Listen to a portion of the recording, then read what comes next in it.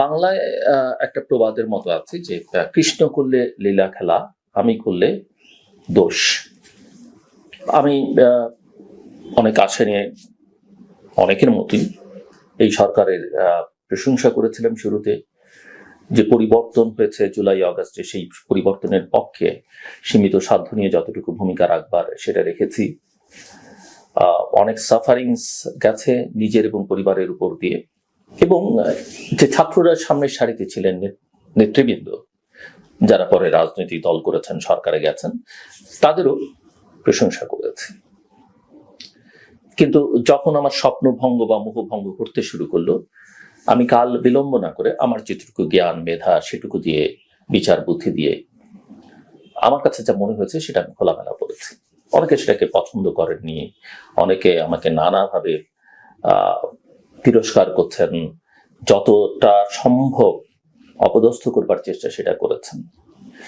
আমি আমার কাজ করি, কে কি বললেন তাতে আমার খুব বেশি কিছু যায় আসে না, মাথা ঘামাইনি, কোনো আমলই না। সো আমি আমার কথা বলেছি।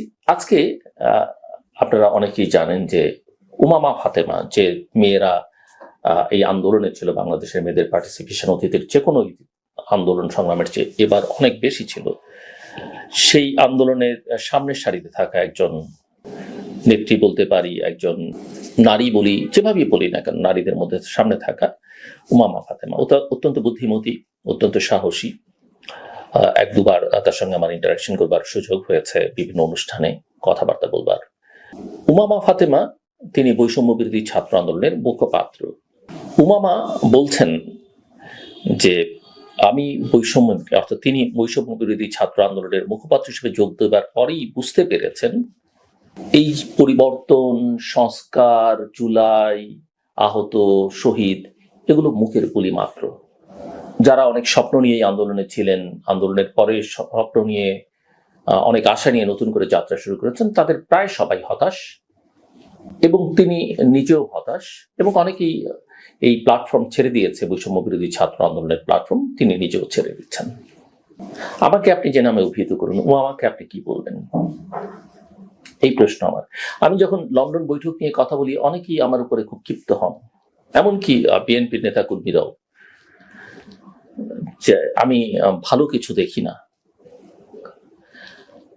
ভালো কিছু দেখবার জন্য, দেখানোর জন্য অনেক মানুষ আছেন, আমি দেখাই না, বলি না তা না, কিন্তু সমাজে যেখানে সমস্যা, দুর্বলতা, খারাপ কিছু, সেগুলোকে দেখানো, তুলে ধরা, চ্যালেঞ্জ করা, সেটা আমার কাজ, পেশাগত দায়িত্ব।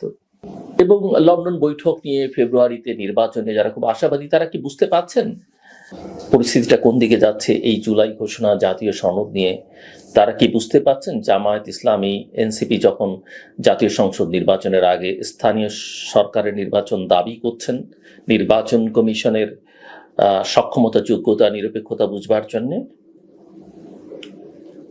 আওয়ামী লীগকে যেখানে নাই করে দেওয়া হয়েছে, বিএনপি আমার ভাষায় খানিকটা দিগ্ভ্রান্ত, সেখানে জামায়াত এবং এনসিপি তো মোটামুটি ভাবে সক্রিয়, নামে দামে আছে তারা, এবং সরকারে তাদের প্রভাব আছে, বা সরকারেরও তাদের প্রতি এক ধরনের ভালোবাসা আছে।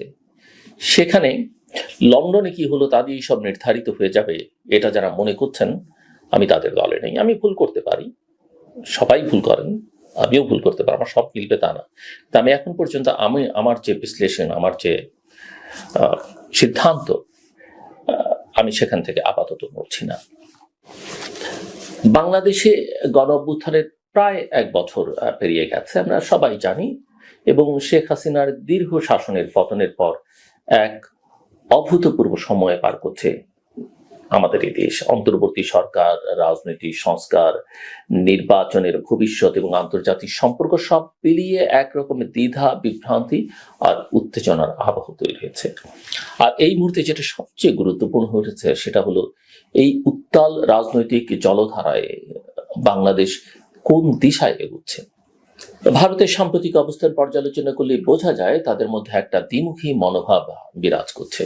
ইতিমধ্যে আপনারা লক্ষ্য করেছেন, কিছু বিশেষজ্ঞের সঙ্গে ভারতের পররাষ্ট্র নীতি বিষয়ক সংসদীয় দল বৈঠক করেছে, সেখানেও সেটা স্পষ্ট হয়েছে, তারা বাংলাদেশের সঙ্গে সম্পর্ক করতে চান, ভালো রাখতে চান, আবার তাদের কনসার্নগুলো তারা ব্যক্ত করছেন। যেমন ধরা যাক পররাষ্ট্র মন্ত্রণালয়ের কথা বলি, ভারতের পররাষ্ট্র মন্ত্রণালয় একদিকে ভারতীয় পররাষ্ট্র মন্ত্রণালয়ের মুখপাত্র বলছেন যে সব বিষয়ে আলোচনায় আগ্রহী দিল্লি, অন্যদিকে তারা পরিষ্কার বার্তা দিচ্ছে যে ঢাকার রাজনৈতিক ঘটনা প্রবাহ তাদের জাতীয় নিরাপত্তার জন্য গুরুত্বপূর্ণ। চীন, পাকিস্তান, বাংলাদেশ ত্রিপক্ষীয় বৈঠক, চীনা যুদ্ধ বিমান কেনার সম্ভাবনা এবং শেখ হাসিনার ভারতে আশ্রয়, এসব কিছুই দিল্লির উদ্বেগ বাড়িয়ে দিয়েছে। ভারতের সংসদীয় কমিটিতে বাংলাদেশের পরিস্থিতি নিয়ে আলোচনা প্রমাণ করে যে দিল্লি কেবল পাশের দেশের রাজনৈতিক অস্থিরতা দেখছে না, বরং এটাকে একটা কৌশলগত চ্যালেঞ্জ হিসেবে বিবেচনা করছে। অন্যদিকে নতুন বাংলাদেশ দিবস নিয়ে দেশের ভেতরে শুরু হয়েছে একটা নতুন বিতর্ক। 8 অগস্টকে দিবস ঘোষণার সিদ্ধান্ত সরকার নিলেও আন্দোলনের মূল নেতৃত্ব হিসেবে যারা পরিচিত বা যাদেরকে বলা হয় সেই ছাত্র নেতারা এতে স্পষ্ট আপত্তি জানিয়েছেন। সাধারণ ছাত্র জনতার 5 অগস্টের অভ্যুত্থান ছিল রাজনৈতিক ইতিহাসের এক বাকবদল, সেটাকে পাশ কাটিয়ে একটি সরকারি সিদ্ধান্তকে জাতীয় দিবস হিসেবে প্রতিষ্ঠার চেষ্টাকে অনেকেই ক্ষমতা দখলের প্রতীকী কৌশল বলে মনে করছেন। ফলে নতুন বাংলাদেশ শব্দবন্ধটি একদিকে যেমন কারো কারো কাছে আশার প্রতীক হতে পারত, আমি সেটা মনে করি না। আমি মনে করি নতুন বাংলাদেশ বলবার মধ্য দিয়ে অতীতকে অস্বীকার করবার একটা যে চেষ্টা, সেটার একটা ধারাবাহিকতা। যাই হোক, তারপরও সবকিছু যদি ইতিবাচক থাকে তাহলে এ ধরনের বক্তব্য খুব একটা নেতিবাচক ভাবে না নিলেও চলে। সো এটা একটা আশার প্রতীক হতে পারত। অন্যদিকে সেটা এখন হয়ে উঠেছে আশার প্রতীকের বদলে বিভাজনের একটা উৎস। এই দ্বিধার আবহে নির্বাচনী আলোচনা তীব্র হচ্ছে। সরকার বলছে 2026 সালের ফেব্রুয়ারির মধ্যে নির্বাচন হতে পারে। এই কারণে বললাম যে বিএনপি বলছে হবে, আশাবাদী তারা, কিন্তু সরকার এবং বিএনপির যৌথ ঘোষণায় বলা হয়েছে অনেক শর্ত সাপেক্ষে হতে পারে।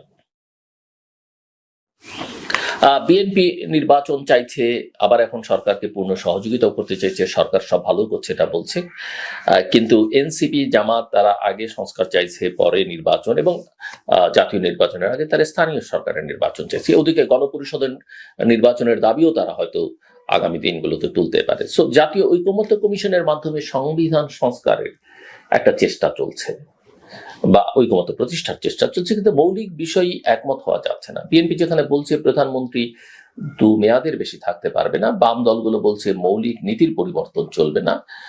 যদি আমরা শুনেছি 10 বছর মেয়াদের ব্যাপারে বিএনপি খানিকটা 10 বছরের বেশি নয় একমত হয়েছে, এবং ইসলামী দলগুলো চাইছে বহুত্ববাদ বাদ দিতে। এক এক পক্ষ এক এক ব্রিগেড আনছে, আবার পক্ষগুলো সকাল বিকাল অবস্থান পরিবর্তন করছে, কিন্তু কেউ কাউকে ছাড় দিতে নারাজ। আর এদিকে নির্বাচন কমিশন নিজের মতো করে প্রস্তুতি শুরু করে দিয়েছে, যদিও তারা বলছে যে সরকারের দিক থেকে কোনো গ্রিন সিগন্যাল তারা পায়নি, তবে ফর্ম, পোস্টার, প্রশিক্ষণ সব চলছে পুরোদমে।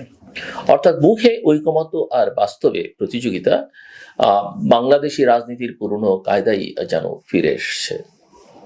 এই দ্বৈত ধারা আরো স্পষ্ট হয়ে ওঠে যখন দেখা যায় একদিকে নির্বাচন কমিশন বলছে ডিসেম্বরে তফসিল দেবে, অন্যদিকে প্রধান উপদেষ্টা বলছেন 2026 সালের ফেব্রুয়ারি কিংবা এপ্রিল নাগাদ নির্বাচন হতে পারে। আমি পরপর দুটো বক্তব্যকে একসঙ্গে রাখতে চাইছি। এর ফলে রাজনৈতিক দলগুলোর প্রস্তুতিতে গতি থাকলেও পরিকল্পনায় অনিশ্চয়তা রয়ে যাচ্ছে। আবার আওয়ামী লীগের নিষিদ্ধ ঘোষণার পর তাদের সমর্থকদের ভোট নিয়ে শুরু হয়েছে একটা নতুন আলোচনা। দীর্ঘদিন শাসনে থাকা দলের বহু নেতা কারাগারে, কেউ আত্মগোপনে, কেউ দেশের বাইরে, কিন্তু তাদের কয়েক কোটি ভোটার তো এখনো আছেন। তারা কাকে ভোট দেবেন, ভোট কেন্দ্রে যাবেন কিনা, এই প্রশ্নগুলো আগাম নির্বাচনের বৈধতা এবং প্রতিনিধিত্বের প্রশ্নে গুরুত্বপূর্ণ হচ্ছে, এবং এই প্রশ্ন থাকছেই যে আওয়ামী লীগ কি নির্বাচন করতে পারবে কিনা। বিএনপি এবং জামায়াত এখন মাঠে সক্রিয়। নতুন দলগুলোর মধ্যে এনসিপি আলোচনায় থাকলেও বাস্তব ভোট রাজনীতিতে তাদের অবস্থান একেবারেই দুর্বল। একটা জরিপ খুব বিশ্বাসযোগ্য আমার কাছে মনে হয় না। এনসিপির প্রতি ভোটদানের ইচ্ছামাত্র 5% মানুষের মধ্যে আছে বলছে তারা, বিপরীতে বিএনপি পেয়েছে 42% সমর্থন, জামায়াত 32%। এখানেই প্রশ্ন যে এই জরিপ বিশ্বাসযোগ্য নয়, আমি আগেই বলছি, এবং এখানে একটি বিশেষ রাজনৈতিক দল বিভিন্ন সংগঠনের মাধ্যমে এই জরিপগুলো করিয়ে তাদেরকে একটু সামনে নিয়ে আসবার চেষ্টা করছে। আর আশ্চর্যজনক হলেও সত্য যে নিষিদ্ধ হওয়া ওই জরিপ অনুযায়ী আওয়ামী লীগের প্রতি এখনো কমপক্ষে 14% ভোটারের আস্থা আছে।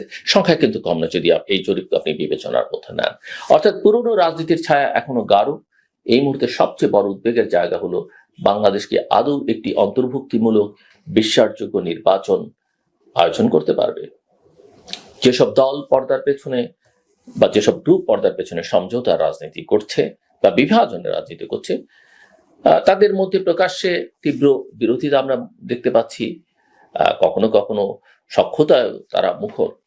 সো একদিকে বিএনপি দাবি করছে যে তারা 250 থেকে 300 আসনের মধ্যে একটা বড় সংখ্যক আসন নিয়ে জিতবে, অন্যদিকে এনসিপিও 300 আসনের মধ্যে 300 দাবির মতো একটা আত্মবিশ্বাস দেখাচ্ছে। জামাত তাদের অনেক ভোট বেড়েছে এরকম একটা আবহ তারা তৈরি করছে। আসন ভিত্তিক সমঝোতা ছাড়া কেউ কারোর সঙ্গে আনুষ্ঠানিক জোটে যেতে চায় না, যদি আমি জোট রাজনীতির একেবারে বিপক্ষে। ফলে একটা ছিন্ন বিচ্ছিন্ন রাজনৈতিক মানচিত্র তৈরি হচ্ছে। আন্তর্জাতিকভাবে বাংলাদেশকে ঘিরে রয়েছে অনিশ্চয়তার আবহ। ভারত সাবধানে এগুচ্ছে, যুক্তরাষ্ট্র মানবাধিকার পরিস্থিতি ও ভোটার অন্তর্ভুক্তির উপর নজর রাখছে, আর চীনের সঙ্গে সম্পর্ক ক্রমেই ঘনিষ্ঠ হচ্ছে। এমনকি বাংলাদেশ জাতীয়তাবাদী দল বিএনপির একটা অত্যন্ত গুরুত্বপূর্ণ উচ্চ ক্ষমতা সম্পন্ন দল সম্প্রতি চীন ঘুরে আসলো। তাদের সঙ্গে সম্পর্কে বোঝা যাচ্ছে যে চীন মোটামুটি ভাবে এই সরকারের উপরই নয়, বিএনপিরও একটা প্রভাব বিস্তার করতে শুরু করেছে। এবং আওয়ামী লীগের সঙ্গে তো আওয়ামী লীগ যদিও চীন এবং ভারতের মধ্যে ভারসাম্য রাখবার চেষ্টা করেছিল, কিন্তু চীনকেও তারা ছাড়তে পারেনি, আর ভারত তো ছাড়ার প্রশ্নই ছিল না। যাই হোক, সম্প্রতি চীনের যুদ্ধ বিমান কিনবার যে পরিকল্পনা বাংলাদেশের এবং ত্রিপক্ষীয় বৈঠক কুনমিংয়ে যেটা হলো, ভারতের সঙ্গে সম্পর্ককে আরো বিপজ্জনক করে তুলেছে। বাংলাদেশের নতুন মিত্র খুঁজে নেয়ার এই কৌশল হয়তো কূটনীতিতে বিচক্ষণতা, কিন্তু এতে পুরনো মিত্রদের আস্থাহানিও করছে এবং যার অত্যন্ত গুরুত্বপূর্ণ। ভারতের ট্রান্সশিপমেন্ট সুবিধা বাতিল এবং বিমানবন্দর ব্যবহার বন্ধ, এগুলোর পেছনে কেবল কৌশলগত উদ্বেগ নয়, রাজনৈতিক একটা বার্তাও রয়েছে। এদিকে দেশের ভেতরে মিডিয়া নিয়ন্ত্রণ, সাংবাদিকদের উপর অতীত সরকারের নিপীড়ন, নতুন আইনের প্রবর্তন, এসব বিষয়েও বিতর্ক রয়েছে। সম্প্রতি আমাদের সংগঠন centre for governance studies CGS আয়োজিত সাম্প্রতিক একটা আলোচনা সভায় গোলটেবিল বৈঠক, প্রধান উপদেষ্টা প্রেস সচিব যেভাবে বলেছেন মব নয়, এটা প্রেশার, তা হয়তো বাস্তবতার একটি অংশ, কিন্তু প্রশ্ন হলো এই প্রেশার যদি নিয়মিত হয়ে ওঠে তাহলে রাষ্ট্র কিভাবে নিয়মতান্ত্রিকতার ভেতর চলবে। তবে অর্থনীতির ক্ষেত্রে কিছু ইতিবাচক সূচক আছে। রিজার্ভ খানিকটা বেড়েছে, প্রবাসী আয়ের প্রবাহটাও মোটামুটি ভালো, মূল্যস্ফীতি কিছুটা কমেছে, ব্যাংক খাতে সংস্কারে কিছু উদ্যোগ শুরু হয়েছে এবং আইএমএফ এডিবি ঋণ অব্যাহত রেখেছে। কিন্তু এসব অগ্রগতি কতটা স্থায়ী হবে তা নির্ভর করছে রাজনৈতিক স্থিতিশীলতার উপর। আর রাজনৈতিক স্থিতিশীলতা তখনই আসবে যখন অংশগ্রহণমূলক নির্বাচন হবে এবং মানুষ ভবিষ্যৎ নিয়ে আশাবাদী হবে।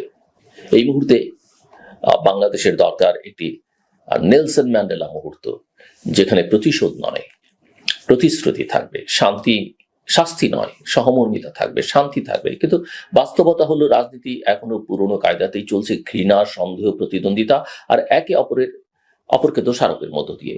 গণ অভ্যুত্থানের পর বাংলাদেশের সামনে ছিল একটা সুবর্ণ সুযোগ নতুন ভাবে শুরু করবার, কিন্তু 1 বছর পার হতে না হতেই সেই আশার মেঘে জমেছে অনিশ্চয়তার ছায়া। নির্বাচন কিভাবে হবে, কারা অংশ নেবে, জনগণ কাকে বিশ্বাস করবে, এসব প্রশ্নের উত্তর মিলতে শুরু করলে তবেই বোঝা যাবে এই নতুন বাংলাদেশ, কোট আনকোট নতুন বাংলাদেশ, আদৌ নতুন কিনা। না হলে দিন পাল্টালেও সংস্কৃতি পাল্টাবে না, আর ইতিহাস ফিরে আসবে কেবল পাত্র পরিবেশ বদলে। শেষ করবার আগে বলি, খুশকে না বলুন, এবং খুব যতদিন থাকবে ততদিন আমরা কোনো কিছুতেই পরিবর্তন আনতে পারবো না। ঘুষকে না বলুন, ব্যবস্থাগুলোকে সঠিকভাবে চলতে দিন, মানুষকে স্বস্তি দিন, দেশটাকে মর্যাদাবান করুন এবং আপনি এবং আপনার ভবিষ্যৎ প্রজন্মদেরকে একটা সম্মানজনক জীবনযাপন করবার সুযোগ দিন। এটা প্রকৃতি সহ্য করে না, সৃষ্টিকর্তার সৃষ্ট মানব জাতির এটাকে পছন্দ করে না, যদিও অনেকেই সেটা করেন, কিন্তু যারা ঘুষ দেন তারা যে খুব স্বস্তির সঙ্গে দেন সেটা নয়। সবচেয়ে বড় কথা, জীবনে দেখবেন যারা এইসব প্রক্রিয়ার সঙ্গে যুক্ত